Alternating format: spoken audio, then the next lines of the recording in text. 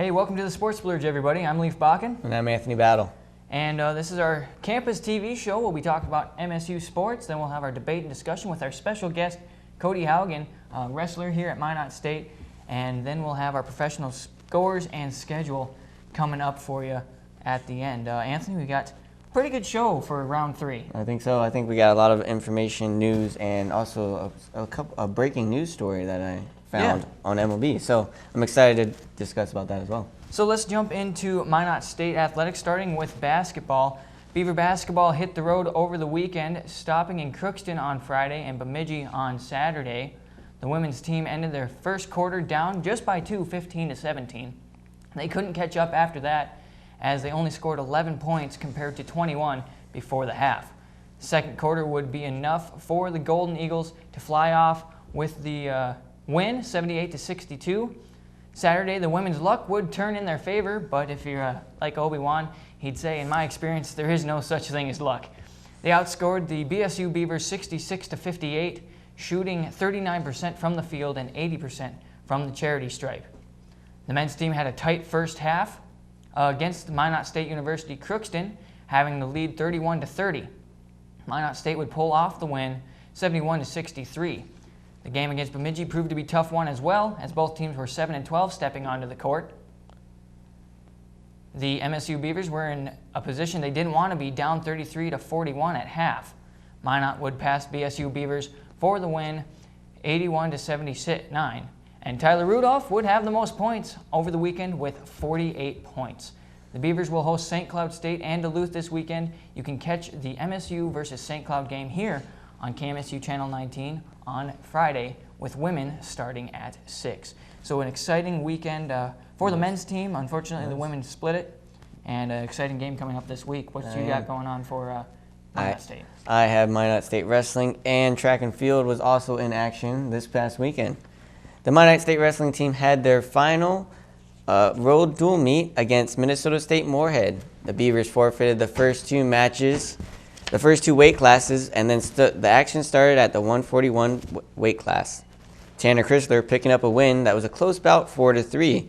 The next win came at 157, with Marcus picking up another win in a close bout, 6-4. Finally, the last win came at heavyweight, with Mitchell the Mule Uyul winning his 20th match of the year, 2-0.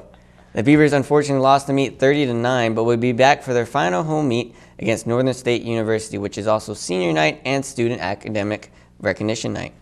Minot State track and field was competing at the NDSU Bison Invite.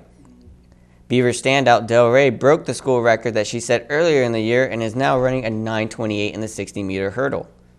She finished 4th in the event behind 3 Division I runners. She also took 2nd overall in the women's 400 meter.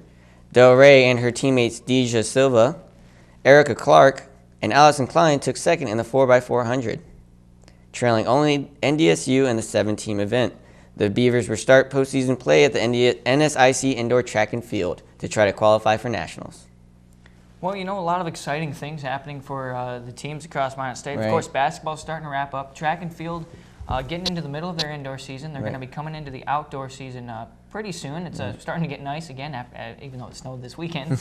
And then Minot State has their final home. Yep, final home meet, and then they get ready for regionals. Now, hopefully we'll get to talk to Cody more about that and the excitement. This year, those are happening down in Sioux Falls, so that's actually pretty close. So if you're interested in going down to Sioux Falls for that, it'll be a good time for some wrestling. Right.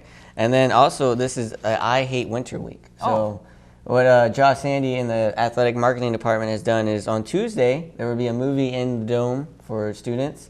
And then on Wednesday will be the wrestling home meet, which there's also free Beaver tank tops. I'm definitely going to try to get one of those. Oh, yeah. You bet. Because I want a tank top. And then after that is Thursday, there's laser tag in the Wellness Center. And then on Friday, we have our final basketball games, which is also a luau party. So come out in your beach gear, even though it's probably going to be like 30 degrees. It's going to be fun. I know if you have the Red Alert app, they were voting for what movie to show, and I think that Space Jam was winning by quite a margin among the other 4 movies that they had selected. I think 42 was another one that was starting to get some votes. When the Game Stands Tall and Cool Runnings were the other movies that they were talking about showing. So that's kind of cool. It's something new. Get things involved at the Dome. Yeah. Hopefully going. you guys can come out and support the teams, since it's the last one. The last one's in the Dome, because then baseball and softball is starting up, and that'll be outside, though. So that's what we've got for your Minot State athletics. We'll be back with Cody Haguen with debate and discussion. Glad you're watching the Sports Splurge.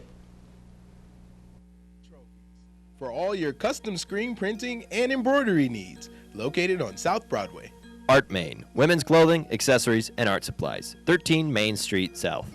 Buffalo Wild Wings, sports, great beer, and food located on South Broadway across from Walmart. Digital Office Center, technology solutions for every business need, located in Minot and Bismarck. MSU Beaver Hockey. Visit us online at msubeaverhockey.com or on Facebook and Twitter. MSU Athletics, NCAA Division II, promoting good character and a positive experience. Red Rising. Red and Green, Minot State's official student-run newspaper. Midwest Oil Jobs brings employers, retailers, and other professionals from the Midwest to connect under one roof. Bridgeford Construction LLC, for all your concrete needs, residential and commercial. Jacobson Music, a family-owned music business with 3 retail locations in Dickinson, Bismarck, and Minot. Pepsi, the local Pepsi Cola bottling company serving the North Dakota areas of Minot, Dickinson, Devils Lake, and Bottineau. Fiancé Bridal, located in downtown Minot, and now you can shop online.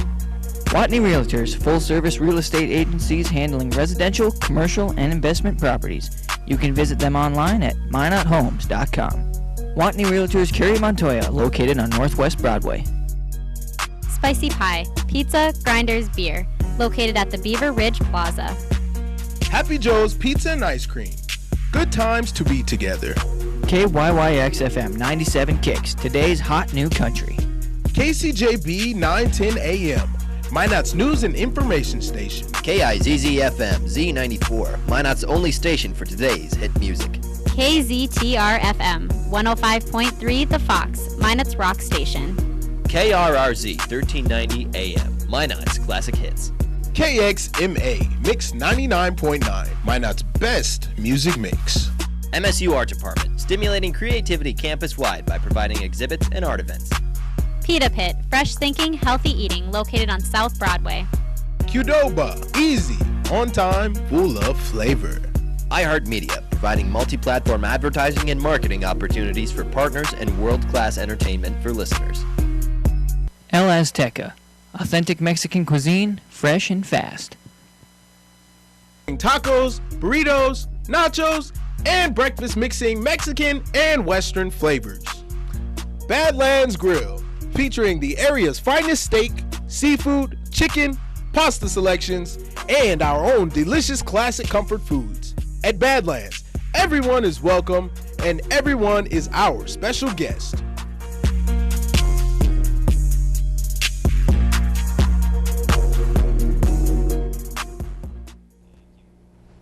Welcome back to the Sports Splurge. I'm Leif Bakken. I'm Anthony Battle, and we have Cody Haguen here in the studio. And Cody, this is our debate and discussion part of Sports Splurge, and for all the viewers out there to explain what it is, we'll talk to you a little bit more about what you've been doing here at Minot State, and then we'll talk about some topics that we've chosen off our Twitter feed and off of a few other news sites, and hopefully you have some great input to help us out. But starting off with, you're a native here of Minot, and so you've been watching Minot wrestling ever since you remember, or have you? Is that something you've been looking for? Ever since I've been a little guy, yeah. I've been watching at the high school at Bishop Bryan. My brother wrestled there for his high school career, and then wrestling at Minot High and watching them, and then coming here when the program picked up. So you're very successful. You've had a couple of good seasons, and you're young still in the program. So talk about the experience. It's been you've gone through two different coaches now, but it's been pretty good. Yeah, it's been good. It's been a lot of fun to wrestle in college, and going through the different coaches has been a different process too, different teammates throughout the years, and different philosophies for the coaches, and yeah, it's been fun. And Coach Forty is, what do you feel his impact on the program has been? I mean, he's one of those guys. I imagine he's able to wrestle with you and some of the other smaller guys because of his size, of course, and his experience. Yeah, I think he's a really good coach. He does a good job of getting us prepared, and he wrestles with us and gets us physically in shape, and ready to go for all our dual meets and our events that we have. And he does a good job fundraising and getting things going for the program and getting it going in a positive direction. Since we've got you on, I mean, what's your outlook for Northern this week? Of course, you always want to say you're going to win, but all the wrestling programs have been pretty tough this season, actually. Yeah, we've had a lot of tough duels, and this one's going to be another tough duel. It's going to come down to winning the bonus point battle, like Coach always says, getting pins, getting major decisions, tech falls if we can, and trying not to get pinned and stay off our back. All right, well, with that, we'll just move right on into something that you guys are both familiar with, is the NCAA wrestling. At NCAA Wrestling says that Penn State and Iowa finished their regular season with, are the only unbeaten teams in the regular season. And the top 5 are Penn State, Iowa at 2, Oklahoma State at 3, NC State at 4, and Virginia Tech at 5. Anthony, what do you think that's a proper alignment? Yeah, I think it's a proper alignment. Penn State's looking great. Iowa's looking tough. Oklahoma State is also looking tough. And NC State was a surprising one this year, I think, for me. As a team-wise, they've looked really great overall. And then Virginia Tech upsetting them, though, and pulling off a win. So I think overall, it's a pretty good lineup for the top 5. What do you think, Cody? Yeah, I think it's a good lineup. It's going to be fun to see how the duels shake out for Penn State and Iowa. They're unbeaten, and see how the dual national finals goes. That's right. The national finals for the dual meets for the team-wise is also coming up soon, and then NCAA to qualify, and then the NCAA tournament. It'll be interesting to see who comes out at top and wins a national title this year. Now, where do these guys go for these D1 duels, finals? I don't know where the NWCA dual finals are, but they meet at a giant tournament, and then they start battling teams to get to the finals, and the top 2 teams go, and then they'll crown dual meet team champion. And I guess I'm going to take a step back and ask you, Cody, about how you feel about the division coming up in Sioux Falls. I mean, it's close by. It's not too bad to travel. Sioux Falls has a pretty nice arena and stuff.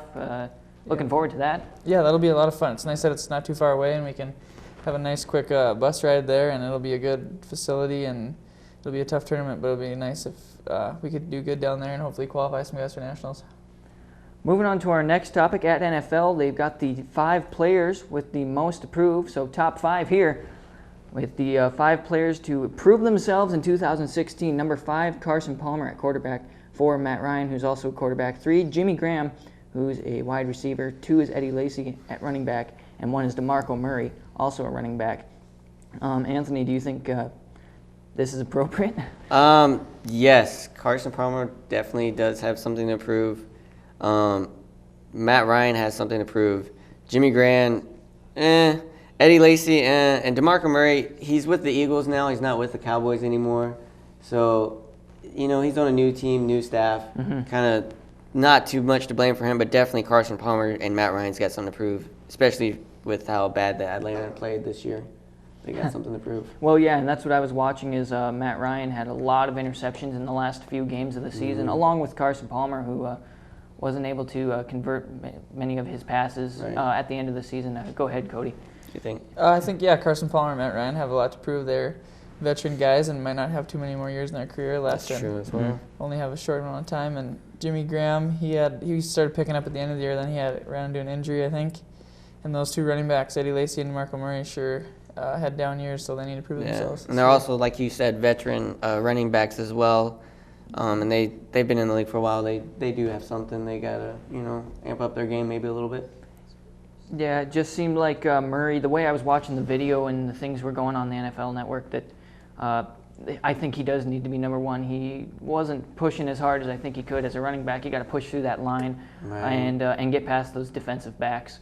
And so I would agree that with this anyway, that he's probably the number 1 to be on the hot seat, maybe to prove himself in 2016. On to the next thing. You guys, Anthony knows a little bit more than I do about the All-Star game, and I think we've got a little something to show you too. But yeah, we do have the All-Star game. NBA All-Star game was yesterday. They had the dunk contest the day before. A lot of great events that happened. So in the All-Star game, we had the East versus West. West won, put Kobe Bryant out on their thing. What do you think for Kobe's retirement in the NBA All-Star game? This is his last game. What do you think? Yeah, I think it was good. It was fun to watch, and I think Kobe did a good job, and I think they did a good job sending him out. Yeah, I think so too. they scored 196 points, which is a lot of points. No, there was no such thing as defense, I guess, involved for these two guys for these two teams. Kobe, I think, had 20-plus points. The most was Paul George with 41 points. That's a lot of points in a game. But, I mean, it is the All-Star game. You know, it's a little bit of defense. So, I don't know, Cody, you got any input on the NBA? Who do you think is going to win the title this year? I don't know. The Warriors are looking pretty tough. The Warriors? Yep. This Warrior team? I think so. What do you think? Well, you know, I think it was fun to watch. First half. Now it's in the second half. I mean, I don't know. I didn't get to watch a whole lot of it, Right. so it's tough for me to say. I'm just glad that Kobe Bryant sounded like he got a great walk-off. I mean, everyone was happy for him, and I mean, he's been playing for a while, so Right. good for him. Right. And It was a good send-off for him for the West winning it. And then it was also his 18th All-Star game. Yeah. So that's a lot of All-Star games in a career. A lot of times being voted in or being picked. I know they did selections first, and now they're letting the fans vote it. And he was number one, actually, on the voting list. So, you know, I think it was a good send-out for him.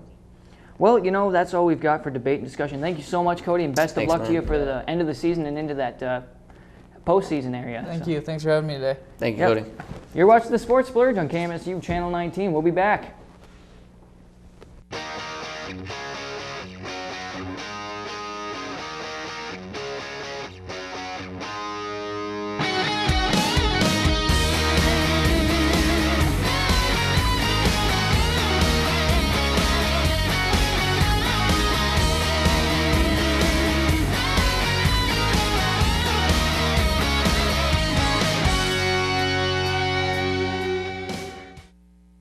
Well, thanks again to Cody Haguen on helping us out during debate and discussion, and best of luck to him against Northern State this week and into that postseason. It's going to be a fun postseason. Definitely fun, but tough. It's going to be a tough one. Yeah, There's a lot of good teams. We have a lot of nationally ranked teams and nationally ranked wrestlers competing against us, and I think that it should be a good one, definitely. Well, you know, let's step back from the college arena and jump back into the professional and go to the NHL, who this afternoon, the Red Wings lost to the Islanders 1-3, and then the Ducks and the Flames. That's happening right now. Don't change the channel yet, but you can catch that game in just a bit. Penguins versus the Panthers at 6:30.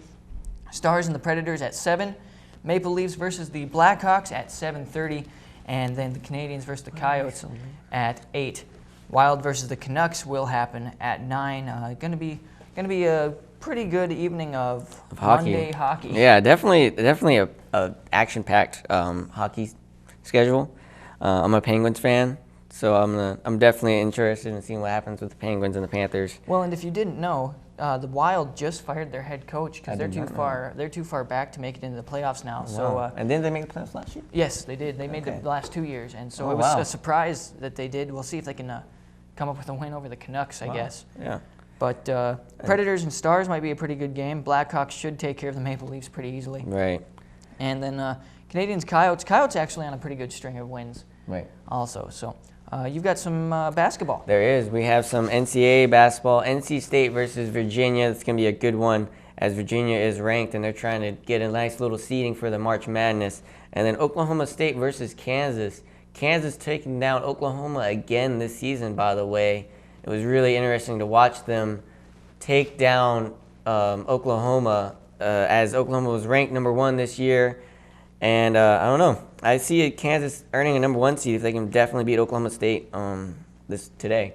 Of course, lots of NCAA basketball going on in general, but these are two really important games. Yeah, those are the 2 big games that we have for today, I guess you could say, that we'll definitely be deciding. Even, I forgot about this, conference tournaments to qualify. Oh, for the, correct. Yeah. You know, NC State, Virginia right there, ACC, Oklahoma State, Kansas, Big 12. So definitely tournament implications for seeding for that. And then they have seeding for the NCAA if they can get in there.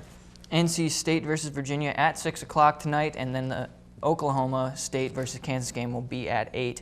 So you can catch those games just a little later.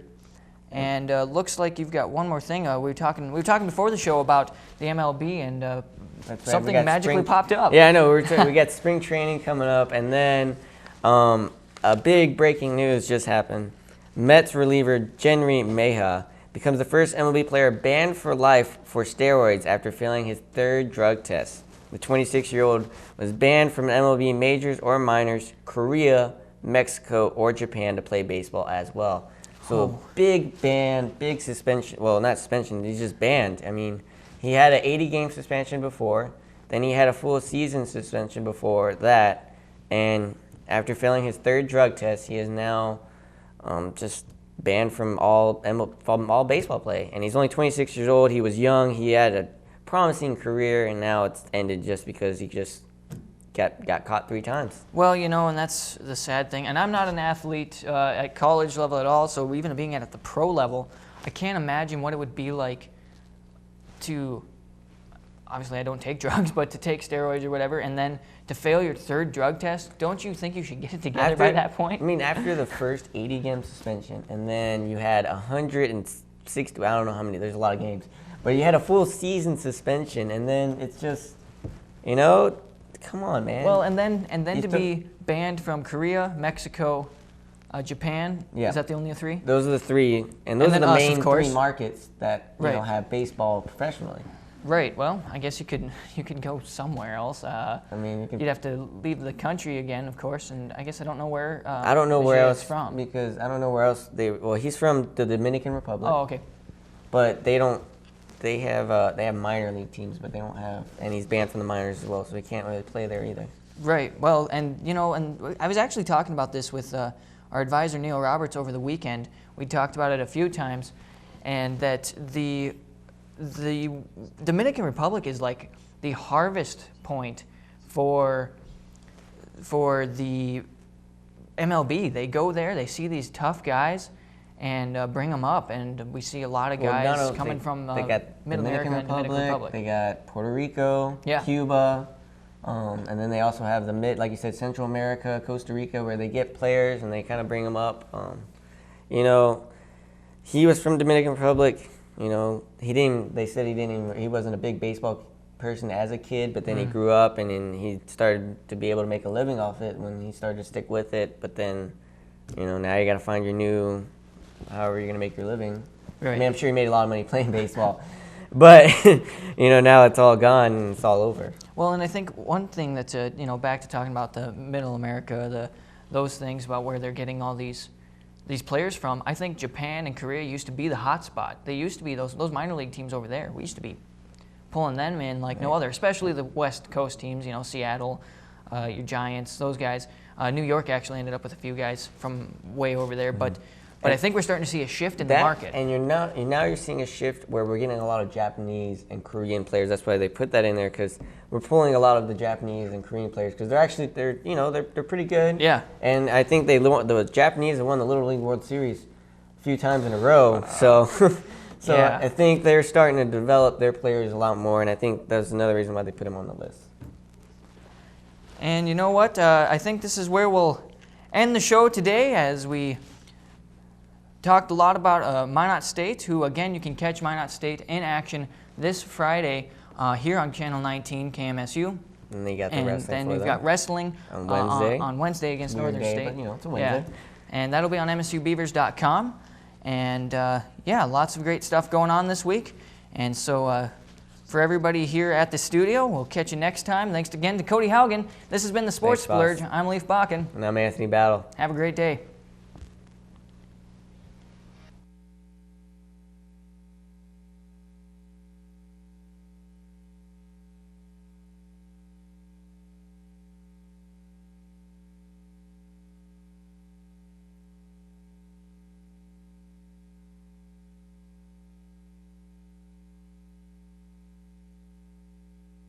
Thank you.